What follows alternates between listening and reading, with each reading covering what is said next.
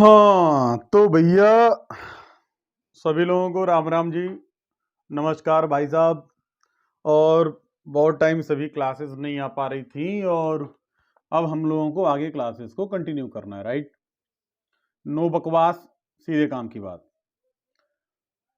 राष्ट्रपति टॉपिक अपना चल रहा था और पॉलिटी में हमने अभी तक 32 लेक्चर को रिकॉर्ड किया है। आज लेक्चर नंबर 33 है और आज का जो टॉपिक है हमारा वो हम राष्ट्रपति की शक्तियों पर बातचीत करेंगे। जैसे लास्ट टाइम जो है आपसे हमारी बात हुई थी तो उसमें हमने राष्ट्रपति की सभी शक्तियों की चर्चा कर ली है। जैसे कि विधायी शक्तियां राष्ट्रपति की क्या हैं उस पर चर्चा हो चुकी है, सैन्य शक्तियां क्या है चर्चा हो चुकी है, कार्यपालिका शक्ति क्या है इस पर चर्चा हो चुकी है, राष्ट्रपति का चुनाव कैसे होता है इस बात पर चर्चा हो चुकी है, और राष्ट्रपति को उसके पद से हटाते कैसे हैं इस बात पे चर्चा हो चुकी है। हम ये भी सीख चुके हैं कि राष्ट्रपति के महाभियोग की प्रक्रिया क्या है। इन सब बातों को हम लोग सीख चुके हैं। लास्ट टाइम आपसे मेरी सैन्य शक्ति पर बात हुई थी, राजनयिक शक्ति पर बात हुई थी, और इसके अलावा जो है राष्ट्रपति की तमाम वो शक्तियां हैं जिस पर आज आपसे मेरी बात हो चुकी है। आज का जो टॉपिक है वो टॉपिक इस बात पे है कि राष्ट्रपति की अन्य शक्तियां और क्या क्या हैं। जैसे राष्ट्रपति और क्या क्या कर सकता है, तो भाई साहब जो है राष्ट्रपति की बहुत सारी अन्य शक्तियां हैं और अन्य शक्तियों में जैसे हम ये देखेंगे कि संघ लोक सेवा आयोग के संदर्भ में राष्ट्रपति की शक्ति क्या है। मतलब भैया कि जो आईएएस का एग्जाम सुने हो ना, जो एग्जाम होता है आईएएस का और सीडीएस का होता है, एनडीए का होता है, या जितना भी इंडिया में अखिल भारतीय स्तर पे क्लास 1 की सेवा है, रैंक 1 कह रहा हूं, क्लास 1 की जो सेवा है वर्ग क की, उन सेवाओं की अधिकांशतः जो नियुक्ति होती है वो संघ लोक सेवा आयोग करता है, जिसको यूपीएससी बोलते हैं। तो यूपीएससी के जो मेंबर हैं, सदस्य हैं, उन सदस्यों के संदर्भ में राष्ट्रपति की शक्ति क्या है इस बात को आज हम लोग जानेंगे कि भाई जो आईएएस का चुनाव करते हैं, जो लोग जो एग्जाम कंडक्ट करवाते हैं वो संघ लोक सेवा आयोग के सदस्य होते हैं। तो उन सदस्यों को राष्ट्रपति अपॉइंट करता है, उनका कार्यकाल तय करता है और सब कुछ देखता है। तो इन बातों को आज हम लोग क्लास में देखेंगे। इसके अलावा हम लोग ये देखेंगे कि महालेखा नियंत्रक परीक्षक के संदर्भ में राष्ट्रपति की शक्ति क्या है, और इसके अलावा हम लोग आज आपातकालीन के बारे में, आपातकाल के बारे में हम लोग बातचीत करेंगे, है ना। हम लोग इन दोनों चीजों को समझेंगे आज कि आपातकाल क्या है और उसमें किन किन बातों का प्रावधान किया जाता है। तो आज का टॉपिक हमारा जो है वो है राष्ट्रपति की अन्य शक्तियां। तो बच्चों आप लोग साथ में नोट्स बनाते चलेंगे, लिखते चलेंगे, और अगर कहीं पर भी प्रॉब्लम आती है तो you can come to discuss. राष्ट्रपति की अन्य शक्तियां, अन्य शक्तियां किसकी भैया? राष्ट्रपति की। तो इसको हम लोग लिखेंगे, सॉरी, राष्ट्रपति की अन्य शक्तियां, ये हमारा टॉपिक है आज का। और राष्ट्रपति की अन्य शक्तियों में जैसे हम लोग अगर देखें पहला, तो पहला हम लोग बातचीत कर सकते हैं महालेखा नियंत्रक परीक्षक। भैया ये महालेखा नियंत्रक परीक्षक, देखिए इसमें एक टॉपिक है, ये अलग से एक चैप्टर ही है। भारत में इसको अंग्रेजी में कैग कहते हैं, सीएजी कैग कहते हैं।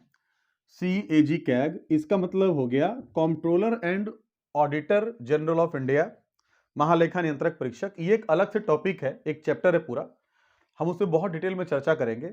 लेकिन जो भारतीय वित्तीय व्यवस्था है ये काम क्या करता है, कौन है महालेखा नियंत्रक परीक्षक, और एक अगर हम एक मतलब एक लेमैन आदमी है, लेमैन का मतलब होता है एकदम एक दुकानदार टाइप का आदमी, दुकानदार फिर भी बहुत होशियार होते हैं।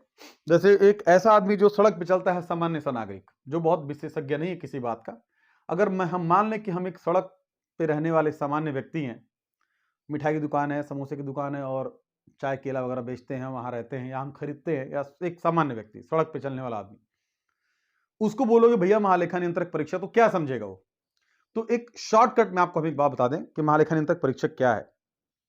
महालेखा नियंत्रक परीक्षक का मतलब होता है कि भैया जितना भी पैसा सरकार का आय होता है, जो सरकार पैसा रखती है, उस सरकार को कहां खर्च करती है पैसा, सरकार उस पैसे को कहां खर्च करती है, तो उस खर्च किए हुए पैसे की जांच पड़ताल करता है कौन? महालेखा नियंत्रक परीक्षक।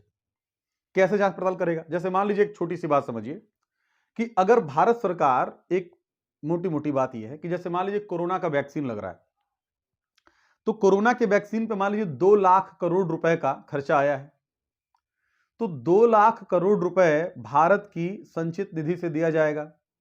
भारत की संचित निधि वो फंड होता है जो सरकार को चलाने के लिए, रन करने के लिए जो पैसा फंड होता है वो संचित निधि में रखा रहता है, और वहां से वो पैसा जो है देश हित में लगता है, देश के सभी कार्यों को संपन्न करने के लिए वो पैसा खर्च होता है। मान लीजिए एक पल के लिए कि अगर अगर अगर सिस्टम करप्ट हो जाए, अगर मान लीजिए कि सिस्टम करप्ट हो जाए, हमारी जो सरकारें हैं, मंत्री करप्ट हो जाएं, और जो लोग काम करने वाले वो लोग करप्ट हो जाएं अगर, और पैसे का झाल मोल कर लें, तो क्या हमें और आपको मालूम हो पाएगा, एक सड़क पर रहने वाले व्यक्ति को मालूम हो पाएगा कि जो पैसा हम टैक्स के रूप में दिए तो पैसा कहां गया? नहीं मालूम हो पाएगा ना भैया। नहीं नहीं, हम लोग जान नहीं पाएंगे। और जो जांच करने वाला है, जो पैसा खर्च करने वाला है, वो सब आपस में मिलके 10, 20, 50, 2, 400 लोगों ने मिल करके और पैसे के गबन करके, भाई 2-4 लाख करोड़ का मतलब बहुत हो गया, उसमें से अगर 10% ही मारेंगे तो बहुत मार लिया। तो इसी चीज की जांच करता है कौन? कैग।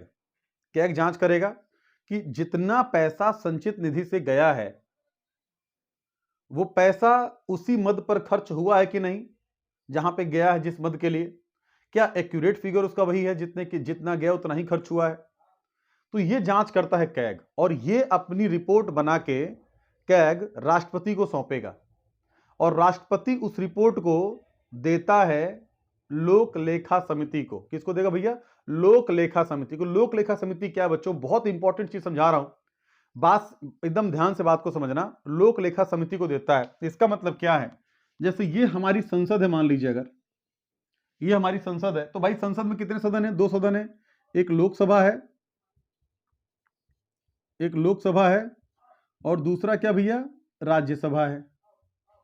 तो आपको पता है कि लोकसभा से 15 मेंबर आते हैं और राज्यसभा से 7 मेंबर आते हैं, और ये 15 और 7 जो 22 लोग होते हैं, इन लोगों को मिलाकर के एक समिति बनती है, मिलाकर एक समिति बनती है, और उस समिति का नाम है बच्चों, उस समिति का नाम है लोक लेखा समिति। क्या नाम भैया? लोक लेखा समिति। तो जो लोक लेखा समिति होती है इसमें 22 मेंबर होते हैं, 15 लोकसभा से और 7 राज्यसभा से। इसका जो अध्यक्ष होता है वो हमेशा विपक्ष का नेता होता है, विपक्ष का। इसका जो नेता होगा, लोक लेखा समिति का जो अध्यक्ष होगा, वो हमेशा विपक्ष का नेता होता है। अब मान लीजिए सरकार ने कहीं गड़बड़ किया है और कैग ने वो सही रिपोर्ट बनाकर कि सरकार ने कहां गड़बड़ किया है, उस रिपोर्ट को राष्ट्रपति को दे दिया, और राष्ट्रपति ने वही रिपोर्ट दे दी किसको? लोक लेखा समिति को। तो भैया विपक्ष तो ढूंढ रहा है कि मोदी चोरी करे, उनको हम पकड़ लें।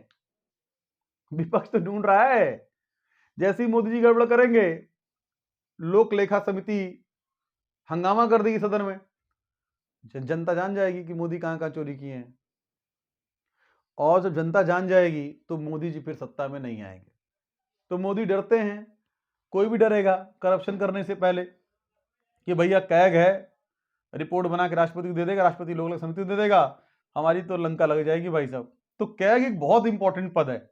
आपके मन में ख्याल आ रहा हो कैग भी चोरी कर ले तो क्या करेंगे? तब तो भैया कुछ नहीं कर पाएंगे। देखो, जांच करने के लिए एक सिस्टम बना सकते हैं, अब सिस्टम पे सिस्टम ही करप्ट हो जाए तो फिर तो कुछ हो नहीं सकता भाई साहब। वैसे कैग भी बचता है, कैग भी कई बार सरकार के पक्ष में ही काम करता है, कई बार नहीं भी करता है। कांग्रेस को खत्म करने वाले विनोद राय थे, जो कि 2013 में भारत में कैग थे, और कैग जो है उन्होंने रिपोर्ट बना के रखी, और दे हंगामा भाई साहब। 2G स्पेक्ट्रम घोटाला, और आप देखो तो सुरेश कलमाड़ी का घोटाला, लालू का चारा घोटाला, और वो फ्लैट्स घोटाले, कॉमनवेल्थ घोटाला, बहुत घोटाले, कोयला घोटाला, मतलब उसकी रिपोर्ट क्या आई दैट डजंट मैटर, लेकिन उस समय हंगामा हो गया था भाई साहब कि सरकार ने इतना करप्शन किया है। तो मोदी को मोदी बनाने वाले जो है उसमें बहुत विशेष योगदान विनोद राय का भी है। विनोद राय अगर कैग नहीं होते तो इतनी सारी बातें सामने लाते नहीं, देश में इतना रोष होता नहीं, और मोदी एक बार जो है सत्ता में इतनी मेजोरिटी से नहीं आते। मोदी साहब आए हैं, उन्होंने देश जनता की नब्ज को पकड़ा है। मारवाड़ी व्यक्ति हैं, गुजराती व्यक्ति हैं, बहुत अच्छा भी उन्होंने काम किया, और बहुत हद तक जो है वो मतलब उसको जो है कैश कर गए उस मौके को। तो अभी तो मोदी साहब हैं, पूरे देश में मोदी मोदी हो रही है। तो कैग ने बड़ा इंपॉर्टेंट रोल प्ले किया है, कैग ने एक बड़ा इंपॉर्टेंट रोल प्ले किया है किसको, मोदी को मोदी बनाने में। खैर, अब ये जो कैग है ना, ये कैग है, इसकी जो नियुक्ति होती है राष्ट्रपति के द्वारा होती है, मैंने आपको बताया था कार्यपालिका शक्ति में। और इसका राष्ट्रपति का मुख्य कार्य है कि कैग की रिपोर्ट को वो लोक लेखा समिति को दे। अब बच्चों एग्जाम में क्वेश्चन क्या पूछेगा, तो एग्जाम में 3-4 तरह से क्वेश्चन हो सकता है। क्वेश्चन हो सकता है कि कैग की नियुक्ति कौन करता है, तो आप बोलोगे राष्ट्रपति करता है। दूसरा क्वेश्चन हो सकता है कैग अपनी रिपोर्ट किसको सौंपता है, तो किसको सौंपता है भाई साहब, तो राष्ट्रपति को सौंपता है। राष्ट्रपति उस रिपोर्ट को किसको देता है, लोक लेखा समिति को देता है। लोक लेखा समिति में कितने मेंबर होते हैं, तो 22 मेंबर होते हैं। लोक लेखा समिति में लोकसभा से कितने मेंबर होंगे, तो 7 होंगे, सॉरी लोकसभा से 15 होंगे, राज्यसभा से कितने मेंबर होंगे, तो 7 होंगे। कुल कितने होते हैं, 22 होते हैं। लोक लेखा समिति में अध्यक्ष कौन होगा, तो विपक्ष का नेता होता है। ये सारी बातें हैं, तो राष्ट्रपति की ये भी एक शक्ति है। अब अगर इसके बाद हम लोग दूसरा देखें तो राष्ट्रपति की और शक्ति में क्या है, तो जैसे अगर आप देखेंगे राष्ट्रपति की शक्तियों में, तो जो दूसरा महत्वपूर्ण कार्य है, अन्य शक्तियों की हम बात कर रहे हैं, तो अन्य शक्तियों में जो संघ लोक सेवा आयोग है, जो संघ लोक सेवा आयोग है, तो संघ लोक सेवा आयोग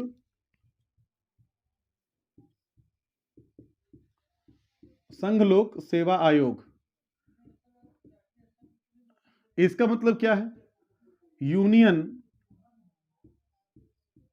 पब्लिक सर्विस कमीशन। ये जो संघ लोक सेवा आयोग है, जो इसके सदस्य होते हैं, उनके जो सदस्य होंगे उनके कार्यकाल को और उनके जो कार्य करने के नियम और शर्त हैं उसको राष्ट्रपति ही तय करता है। संघ लोक सेवा आयोग के सदस्यों के कार्यकाल को और उनके टर्म एंड कंडीशंस को राष्ट्रपति ही तय करता है। तो ये राष्ट्रपति का दूसरा महत्वपूर्ण कार्य है। इसके बाद आप देखेंगे तो जब मोस्ट इंपॉर्टेंट थिंग है राष्ट्रपति की आपातकालीन शक्तियां। अब हम लोग नेक्स्ट देखेंगे जो राष्ट्रपति की शक्ति की हमने चर्चा की थी आपसे लास्ट टाइम, तो राष्ट्रपति की आपातकालीन शक्ति। तो बच्चों ये आपातकालीन टॉपिक है, that is most important topic. तो आपातकाल, आपातकाल, और इसको हम लोग बोलते हैं इमरजेंसी। इमरजेंसी भाई साहब, देश के अंदर 3 तरह के आपातकाल लगते हैं। देश के अंदर 3 तरह के आपातकाल लगते हैं। जैसे पहला हम लोग बोलते हैं राष्ट्रीय आपातकाल, राष्ट्रीय आपातकाल, या इसको आप बोलते हो नेशनल इमरजेंसी, नेशनल इमरजेंसी, राष्ट्रीय आपातकाल है। फिर आप जब यहां से आगे जाते हो तो दूसरा आता है भाई साहब राष्ट्रपति शासन, राष्ट्रपति शासन, और इसको अंग्रेजी में कहते हैं प्रेसिडेंट रूल। और तीसरा जो पॉइंट है दैट इज वित्तीय आपातकाल, वित्तीय आपातकाल, और इसको बोलते हैं फाइनेंशियल इमरजेंसी।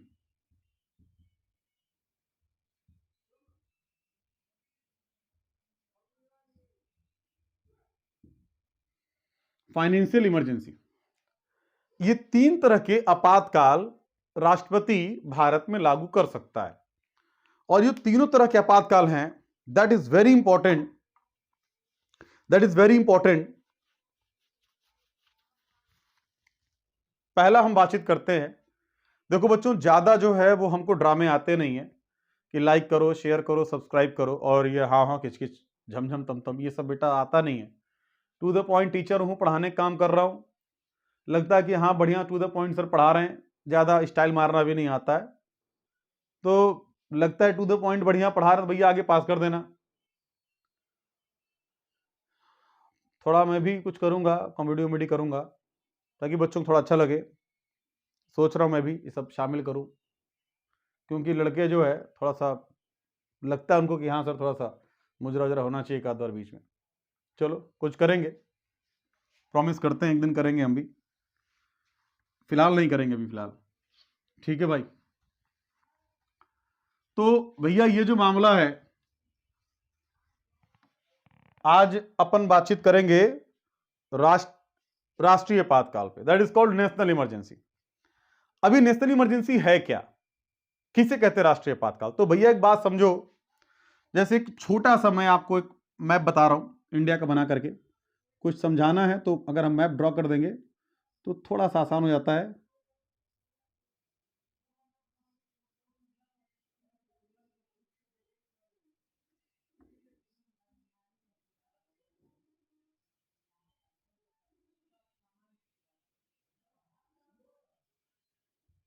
भाई साहब ये एक रफ फिगर है इंडिया का, एक लगभग कुछ ऐसा है हमारा भारत, आप समझ सकते हो, लगभग कुछ ऐसा है हमारा इंडिया। मैं ऐसा नहीं कह रहा हूं ऐसा ही 100%, लेकिन लगभग ऐसा ही है।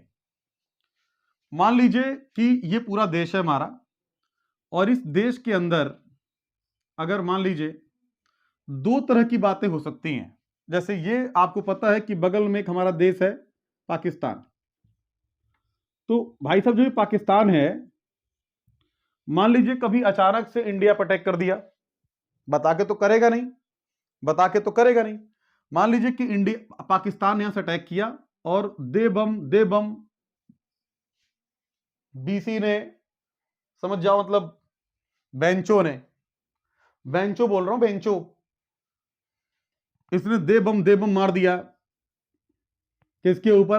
पाकिस्तान, पंजाब के ऊपर, और जम्मू कश्मीर में मार दिया। भाई साहब मामला तो गंभीर हो जाना है, बम फूटा है तो गंभीर होगा मामला।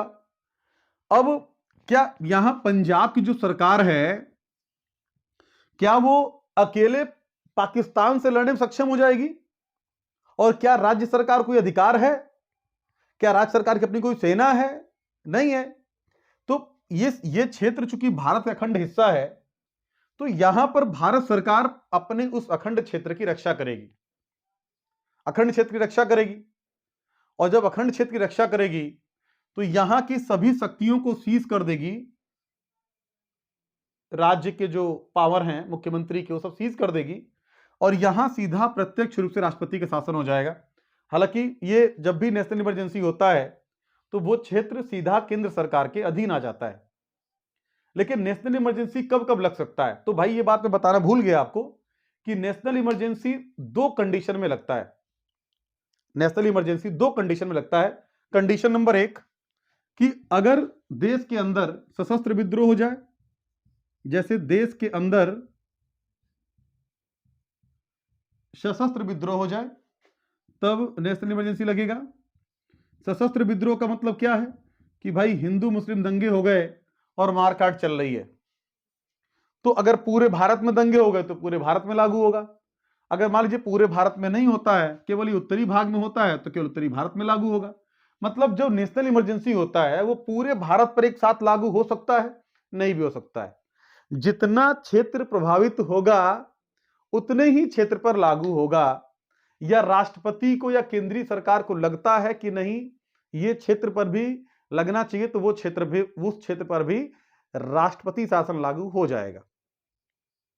तो भैया दो कंडीशन में लागू होता है। पहला, देश के अंदर सशस्त्र विद्रोह हो जाए, आर्म्ड, उसको बोलते हैं रिविलियन टाइप का कुछ कॉन्सेप्ट। और दूसरा कंडीशन यह है कि जब कोई बाह्य देश जो है, बाह्य देश जब ये आक्रमण कर दे, कोई बाह्य देश आक्रमण कर दे, तो ऐसे कंडीशन में बाह्य देश आक्रमण कर दे तो इन दो कंडीशन में देश के अंदर नेशनल इमरजेंसी लगता है, राष्ट्रीय आपातकाल लगता है। लेकिन बच्चों लगने के भी तरीके हैं, ये नहीं है कि भाई पाकिस्तान अटैक कर दिया, बम फोड़ दिया तो लग गया शासन, ऐसा नहीं है। लगने का तरीका है, लगने का तरीका है। तरीका क्या होगा, क्या होगा वो तरीका?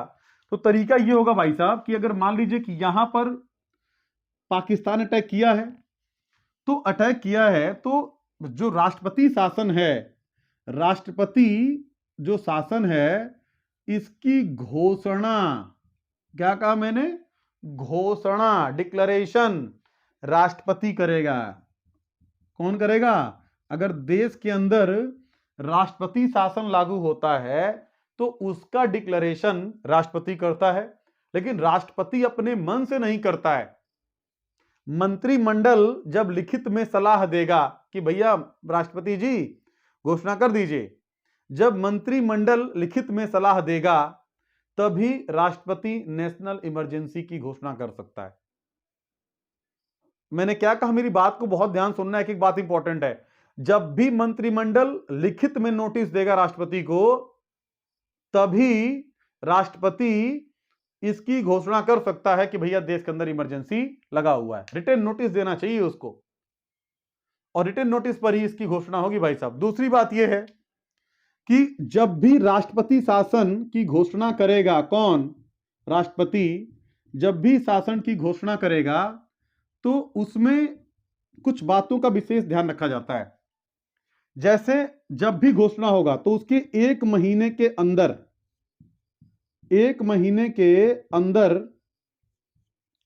लोकसभा और राज्यसभा दोनों से उस प्रस्ताव का पारित होना जरूरी है। प्रस्ताव का पारित होने का मतलब क्या है? इसका मतलब यह है कि लोकसभा में जो 550 मेंबर हैं, जैसे मान लीजिए ये हमारी संसद है, तो ये लोकसभा है और ये राज्यसभा है, तो इसके जो 550 मेंबर हैं, तो उसमें से मान लीजिए किसी दिन 450 लोग प्रेजेंट हुए, तो 226 लोग कम से कम, यानी कि जितने प्रेजेंट हैं उसका 50% प्लस 1 सिंपल मेजोरिटी से इस बात पर सहमति मिलनी चाहिए कि हां देश के अंदर राष्ट्रपति शासन लागू होना चाहिए।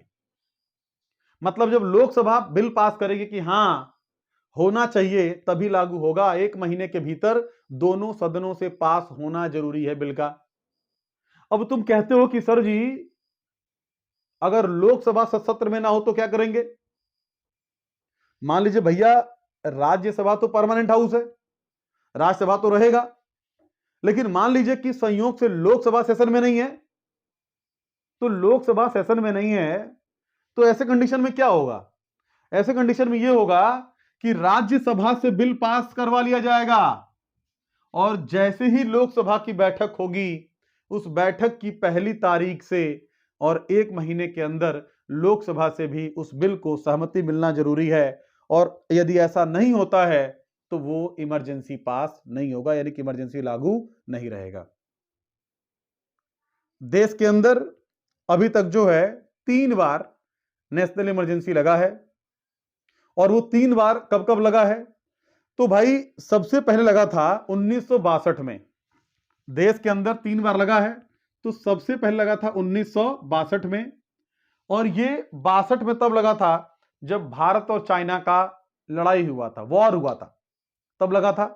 जो दूसरा लगा है वो 1971 में लगा है, 1971 में, Indo Pakistan war, India Pakistan war. ये इंडो चाइना है और ये इंडो पाकिस्तान है। और तीसरी कंडीशन है जब 1975 में इंदिरा गांधी ने नेशनल इमरजेंसी डिक्लेयर किया था। 1975 इंदिरा गांधी ने, हमारी जो पूर्व माननीय प्रधानमंत्री रही हैं, उन्होंने 1975 में इंटरनल डिस्टर्बेंस के आधार पर, मतलब आंतरिक विद्रोह के आधार पर, उन्होंने राष्ट्रपति शासन, राष्ट्रीय आपातकाल देश के अंदर लागू किया था। तो अभी तक जो है ये 3 बार लग चुका है देश के अंदर।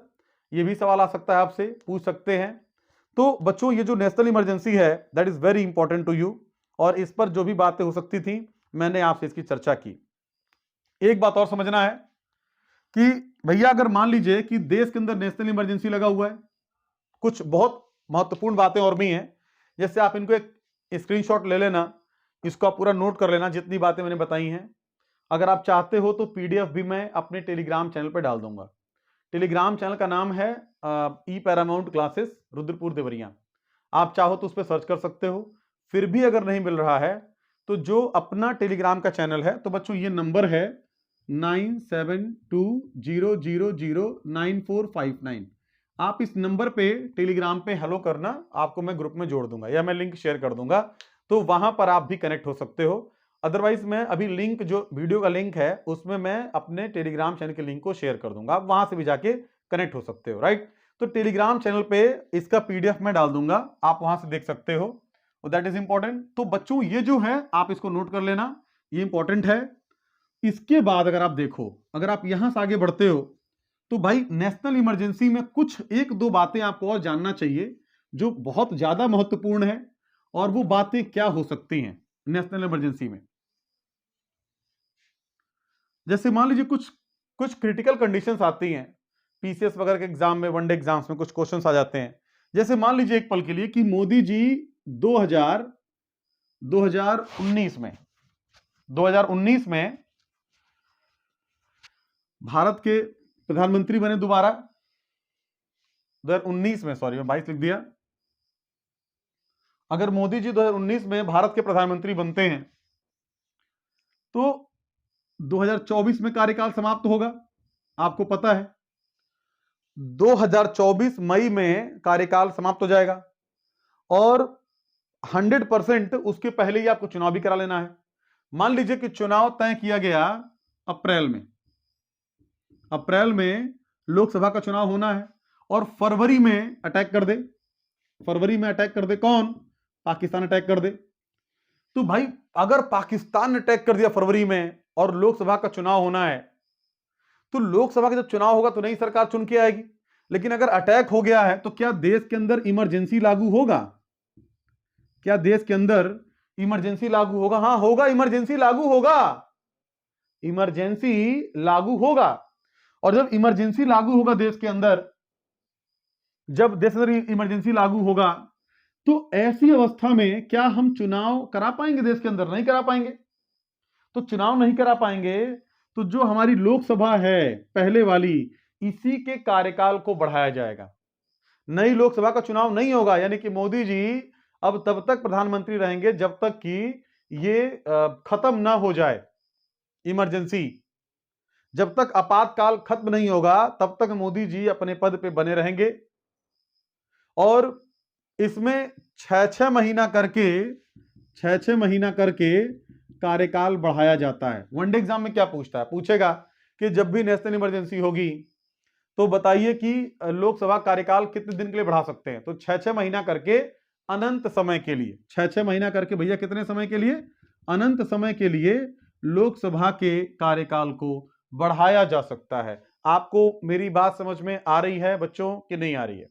मैं उम्मीद करता हूं कि आपको मेरी बात समझ में आ रही होगी। 6-6 महीना करके अनंत समय तक के लिए कार्यकाल को बढ़ाया जा सकता है, राइट। अच्छा, अब यहां से हम लोग जरा आगे हटें, अगर हम लोग यहां से आगे बढ़े, और ये कितने समय के लिए? अनंत समय के लिए। जब तक कार्यकाल, जब तक खत्म नहीं होगा तब तक उसका कार्यकाल बढ़ाया जा सकता है। अच्छा, दूसरी बात यह है, दूसरा आपातकाल देखिए, राष्ट्रपति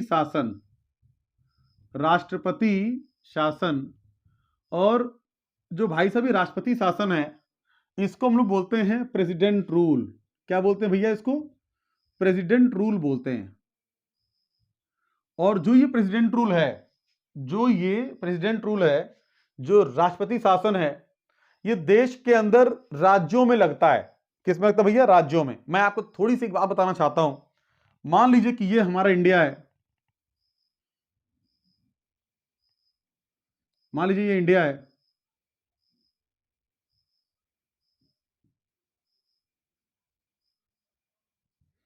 एक रफ फिगर में बना रहा हूं। मान लीजिए ये इंडिया है, तो भाई साहब इंडिया के अंदर ये यूपी है, यहां पर बिहार है। मैं यूपी की बात करता हूं। तो अगर मैं यूपी को ले रहा हूं, मान लीजिए इन केस मैं यूपी को ले रहा हूं, मैं यूपी का थोड़ा सा मैप आपको मैं बना के दिखा दूं कैसा यूपी हमारा है। कुछ इस तरह का यूपी है हमारा। तो अगर मान लीजिए ये यूपी है, तो यूपी के अंदर जो शासन होगी वो मुख्यमंत्री की होगी। भाई हर राज्य के अंदर एक मुख्यमंत्री होता है, और यूपी के अंदर भी एक मुख्यमंत्री है। और यूपी में एक राज्यपाल होगा। क्या होगा भैया? राज्यपाल। जो राज्यपाल होता है वे किसी भी राज्य का संवैधानिक प्रमुख है। संवैधानिक प्रमुख है। जो स्थिति लगभग की बात कर रहा हूं मैं, केंद्र में राष्ट्रपति की होती है, वही स्थिति राज्य में राज्यपाल की होती है लगभग। हालांकि बहुत सारी शक्तियों का अंतर है, लेकिन लगभग कुछ वैसा ही मामला है। जो स्थिति प्रधानमंत्री की देश के अंदर है, वही स्थिति मुख्यमंत्री की राज्य के अंदर है लगभग। बस अंतर यह है कि मुख्यमंत्री राज्य को संभालता है और प्रधानमंत्री देश को संभालता है, बस ये डिफरेंस है। तो जो ये डिफरेंस है, तो इसमें राज्यपाल जो है मुख्यमंत्री की नियुक्ति करता है। अब कहीं मान लीजिए कि किसी भी राज्य के अंदर, यूपी है, बिहार है, झारखंड है, पश्चिम बंगाल है, कोई भी राज्य है, अब इस राज्य में मुख्यमंत्री जो है वो संविधान के अनुसार शासन न चलाए, मनमानी करना शुरू कर दे। किसी राज्य में अगर मुख्यमंत्री मनमानी करना शुरू कर देगा, तो उस राज्य के अंदर जो व्यवस्था चल रही है वो अकॉर्डिंग टू कॉन्स्टिट्यूशन नहीं चल रही है, और ये बहुत बड़ा अपराध होगा। तो ऐसी स्थिति में राज्यपाल राष्ट्रपति को सूचना देता है कि राष्ट्रपति महोदय, देश के अंदर कानून व्यवस्था संवैधानिक तरीके से नहीं चल रही है, और जब संवैधानिक तरीके से नहीं चलेगा, तो उस राज्य की व्यवस्था को राष्ट्रपति अपने हाथ में ले लेगा। अपने हाथ में ले लेगा। क्या ले लेगा अपने हाथ में? उस राज्य की संवैधानिक व्यवस्था अपने हाथ में ले लेगा। कौन? राष्ट्रपति ले लेगा बच्चों। और जब ले लेगा तो मुख्यमंत्री की शक्तियों को सीज कर दिया जाएगा और सारा का सारा पावर राज्यपाल के हाथ में आ जाएगा। यानी कि राष्ट्रपति बोलेगा कि राज्यपाल, अब तुम मेरे प्रतिनिधि के रूप में राज्य के अंदर शासन करो और अकॉर्डिंग टू संविधान आप शासन को चलाओ। तो बच्चों, एग्जाम में 100 बार क्वेश्चन पूछा है कि राज्य के अंदर राष्ट्रपति शासन लागू कब होगा। तो सिर्फ एक कंडीशन है कि जब उस राज्य की सरकार संविधान के अनुसार न चलाई जा रही हो। सिर्फ एक कंडीशन है, दूसरा कोई कंडीशन नहीं। तीसरी बात जो मोस्ट इंपॉर्टेंट है, that is the most important thing, वो क्या है कि जब राष्ट्रपति यहां पर शासन करेगा तो इसमें एक डर रहता है कि क्या पता राज्यपाल जो है अपने लाभ के लिए वहां का शासन अडॉप्ट करना चाहता हो और झूठ में दे दिया हो, राष्ट्रपति को गलत तरीके से दे दिया हो, अनैतिक तरीके से दे दिया हो कि साहब सही नहीं चल रहा है और काम सही चल रहा हो। तो जब भी राष्ट्रपति शासन यहां लागू होगा तो उस प्रस्ताव को राज्यसभा और लोकसभा से 2 महीने के अंदर पारित होना जरूरी है। यानी कि राज्यपाल जब भी लिख के देगा कि राष्ट्रपति महोदय यहां अकॉर्डिंग टू लॉ शासन नहीं हो रहा है, तो ऐसी स्थिति में उसको 2 महीने के अंदर लोकसभा और राज्यसभा से प्रस्ताव का पारित होना जरूरी हो जाएगा। और अगर नहीं होता ऐसी स्थिति में तो उस राज्य के अंदर राष्ट्रपति शासन लागू नहीं होगा। तो बच्चों 2 महीने के अंदर पास होना जरूरी है। तो यानी कि राष्ट्रपति शासन तभी लागू होगा, राष्ट्रपति शासन तभी लागू होगा जब वास्तव में कुछ गड़बड़ हो रहा हो। राज्यपाल मनमाने तरीके से लागू नहीं करवा सकता। और तीसरी कंडीशन है वित्तीय आपातकाल। एंड द लास्ट जो है आपातकाल कौन सा है? वित्तीय आपातकाल। और इसको हम लोग बोलते हैं फाइनेंशियल इमरजेंसी। क्या बोलते हैं इसको? Financial emergency. देखो, देश के अंदर जब भी वित्तीय समस्या होगी, जब भी देश की वित्तीय हालत खराब होगी, तो उस वित्तीय व्यवस्था को ठीक करने के लिए देश के अंदर क्या लगेगा? वित्तीय आपातकाल लागू होता है। वित्तीय आपातकाल तभी लागू होगा जब मंत्रिमंडल लिखित में राष्ट्रपति को यह सलाह दे दे कि राष्ट्र की वित्तीय हालत ठीक नहीं है, तो वित्तीय आपातकाल लागू हो जाएगा। और जब वित्तीय आपातकाल लागू होता है बच्चा, जब वित्तीय आपातकाल लागू होता है तो ऐसी स्थिति में देश के जो जितने भी संचित निधि पर भारित खर्चे हैं, राष्ट्रपति की सैलरी को छोड़ के, राज्यपाल की सैलरी को छोड़ करके, देश के अंदर जितने भी संचित निधि पर भारित खर्चे हैं, उन खर्चों में कटौती की जा सकती है। यानी कि देश अपने खर्चों में कटौती करके और देश को वित्तीय हालत से निकलने का संपूर्ण प्रयास करेगा। भारत में अभी तक एक भी बार वित्तीय आपातकाल लागू नहीं हुआ है। एक बार हालात बने थे वर्ष 1990-91 के दौर में, लेकिन तब भी देश के अंदर वित्तीय आपातकाल लागू नहीं हुआ। बच्चों, अगर क्लास पसंद आ रही है ना, लेक्चर पसंद आ रहा है, अगर लग रहा है कि ठीक पढ़ा रहे हैं, तो थोड़ा सा आपके सपोर्ट की जरूरत है। थोड़ा सा उत्साहवर्धन करिए। और एक बच्चा अगर किसी एक सिंसियर बच्चे को यह वीडियो शेयर करता है तो भी बेटा मैं बहुत अच्छा फील करूंगा। एक टीचर के रूप में यही आपकी फीस होगी, यही आपकी गुरु दक्षिणा होगी कि आपने इस वीडियो को एक पढ़ने वाले बच्चे तक पहुंचाया है। जो भी तैयारी कर रहा है, सिर्फ एक को भेजिए। हर एक बालक जो देख रहा है इस वीडियो को सिर्फ एक तक पहुंचाए तो मैं अपने आप को सक्सेसफुल मानूंगा। Thank you so much guys. Next lecture जल्दी आएगा। कोई भी प्रॉब्लम होती हो, आपको समझने में कोई दिक्कत आती है, आप कमेंट करो, बताओ। You are the most welcome. Thank you so much guys. Bye bye, take care. रोज एक लेक्चर आता रहेगा। Thank you.